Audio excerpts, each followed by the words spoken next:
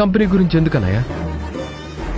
ఏం లేదురా, నేను కూడా నీతో పాటు మీ కంపెనీకి వస్తాను.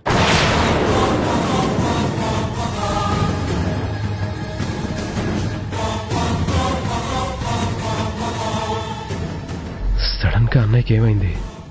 అనవసరమైన ఆరాలన్నీ తీస్తున్నాడు. ఇప్పుడు నాతో వస్తానంటున్నాడు.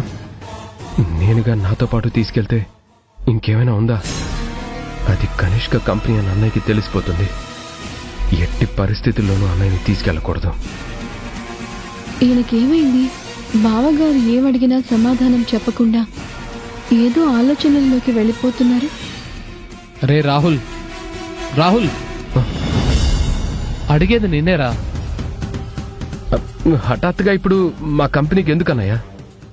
ఏం లేదురా, మీ కంపెనీలో ఏమైనా వేకెన్సీస్ ఉంటే నేను కూడా అక్కడే జాయిన్ అవుదామని. మా కంపెనీలో ఇప్పుడు ఏ వేకెన్సీస్ లేవన్నయ్యా. మనం వేరే కంపెనీలో ఎక్కడైనా ట్రై చేద్దాంలే.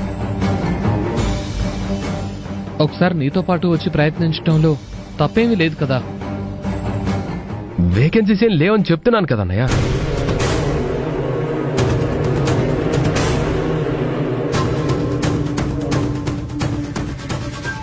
అది కాదు రాహుల్, ఒక్క రోజులో ఆ కంపెనీలో వేకెన్సీస్ ఉన్నాయో లేదో అని నీకెలా తెలుస్తుంది?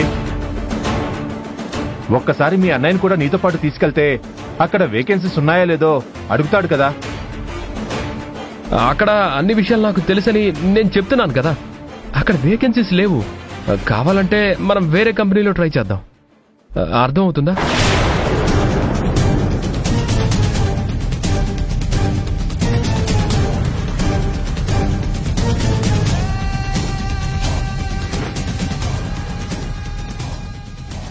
రాహుల్,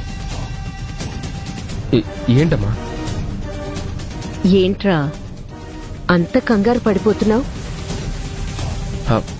ఏం లేదమ్మా, ఏమీ లేదు. నాకు ఆఫీస్కి టైం అవుతుంది, అందుకే కొంచెం టెన్షన్ పడుతున్నాను. కొత్త జాబ్ కదా, టైంకి వెళ్ళకపోతే బాస్ తిడతారు. అవునవును, అసలే కొత్త జాబ్. స్టార్టింగ్ లోనే ఇలా టైంకి వెళ్ళకపోతే అనవసరంగా జాబ్కే ఎఫెక్ట్ అయ్యే అవకాశం ఉంటుంది. ఆయన ఆఫీస్కి వెళ్లేటప్పుడే ఇలాంటి విషయాలు అడగాలా?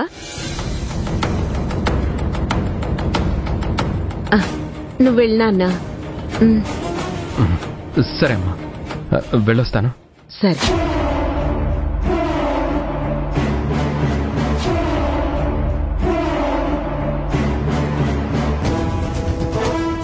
అసలు రాహుల్ బాబుకి ఏమైంది?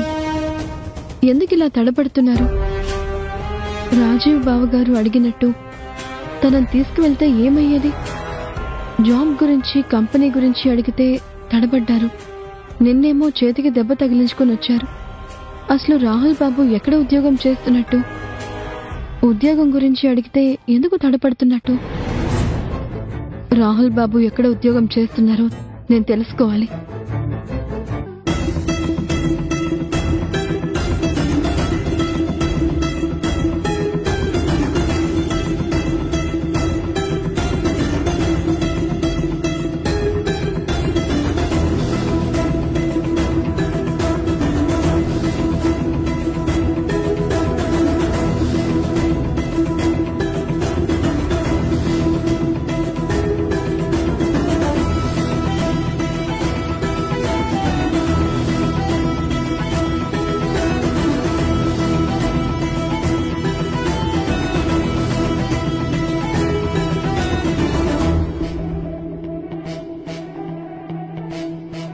నేను రాహుల్ బాబుని ఫాలో అవుతున్నాను అని ఆయనకి తెలిస్తే మళ్ళీ ఒక పెద్ద ప్రళయమే మొదలవుతుంది. ఎందుకు ఫాలో అవుతున్నావని నిలదీస్తారు. నేను అలా ఫాలో అయ్యి వెళ్ళడానికి కూడా తప్పుగా చిత్రీకరిస్తారు. అలా అని నేను ఆగిపోతే రాహుల్ బాబు ఎక్కడ పని చేస్తున్నారో నాకు తెలీదే. అసలు ఎలాంటి పని చేస్తున్నారో కూడా నాకు తెలీదు. రాహుల్ బాబు నా భర్త కాబట్టి ఆయన ఏం చేస్తున్నారో, వర్క్ ప్లేస్ ఎలా ఉంటుందో తెలుసుకోవడం కూడా నాకు అవసరమే కదా. అందువల్ల ఆయన ఇలా ఫాలో అవుతూ వెళ్లడంలో తప్పేం లేదు.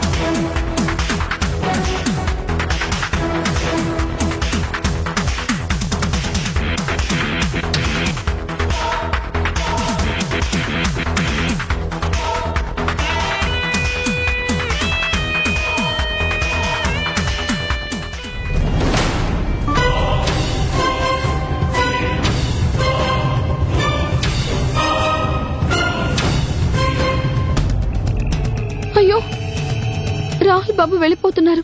ఇప్పుడెలా? Lift please. కొంచెం ముందు వరకు లిఫ్ట్ ఇస్తారా? సరే మేడం, ఎక్కండి.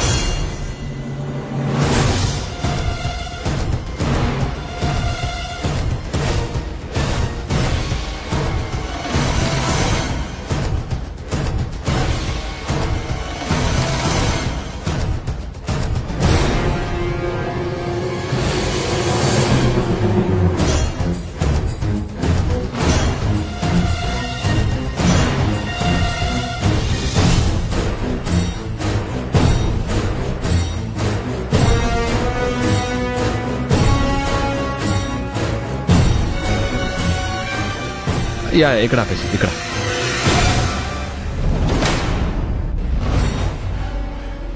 ఆపండి, ఆపండి, ఇక్కడే ఆపండి, ఆపండి.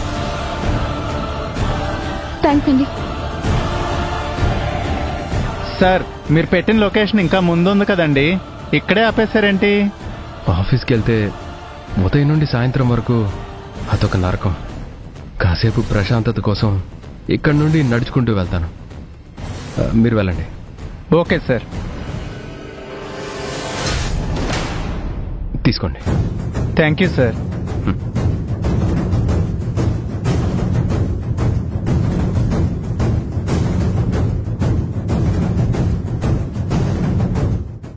రాహుల్ బాబు, మిమ్మల్ని ఇలా ఫాలో అవడం తప్పని నాకు అనిపిస్తోంది. కానీ తప్పనిసరి పరిస్థితుల్లో మిమ్మల్ని ఇలా ఫాలో అవ్వాల్సి వస్తోంది. ఎందుకంటే మీరులాగా లేరు. మీలో ఏదో మార్పు మొదలైంది.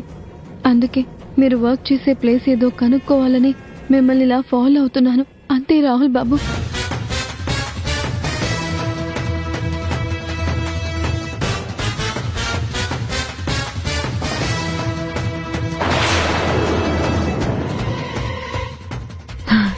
బావా,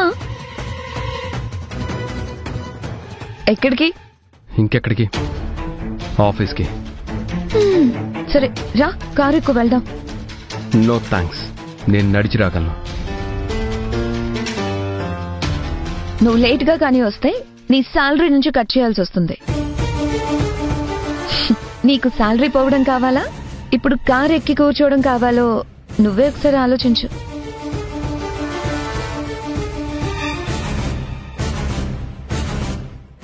సరే.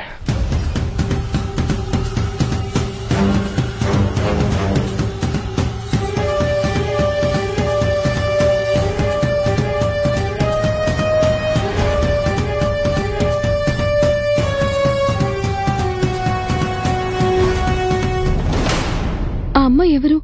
రాహుల్ బాబు స్నేహితురాలై ఉంటుందా? రాహుల్ బాబుని చూడగానే కారాపై స్నేహితురాలైతే ఖచ్చితంగా ఆ అమ్మాయి దగ్గర హెల్ప్ తీసుకునేవారు. కానీ అసలు రాహుల్ బాబుకి ఎవరూ హెల్ప్ చేయలేదు కదా. అలాంటప్పుడు ఈ అమ్మాయి ఆయన స్నేహితురాలు కూడా అయ్యుండరు. మరి ఇంకెవరై ఉంటారు? అయ్యో చా, రెస్టారెంట్కి వెళ్ళే టైం కూడా అయిపోయింది. వెంటనే వెళ్ళాలి.